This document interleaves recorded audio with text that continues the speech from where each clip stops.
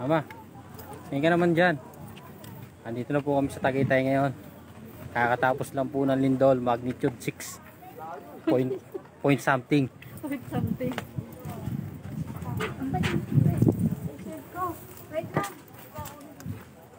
Kaya po, kakakit lang namin dito kami sa Palace of the Sky po. Mga ka-riders, kung bago lang kayo sa vlog ko, please like and share and subscribe. Don't forget to click the button.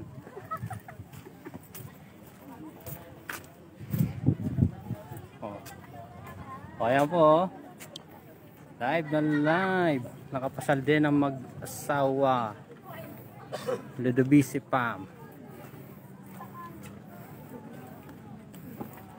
Ito na po ngayon ng Tagaytay. So ilang years na rin po kami hindi napunta dito. Ngayon na lang po ulit, after several years. So yan, natagaktak na yung pawis ko. Yan. Mama, pa-shoutout naman. Pa-shoutout naman po sa mga sa kambal namin, si Joshua, si Jansen. Iniwan namin doon sa Binyan. Okay, okay.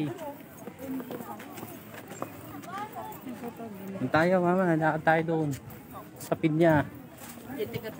Hindi ko mahanap yung kapatid ko. Nauna na sila. So mag-boyfriend. Mag-boyfriend. Si Mary Joyce, saka si...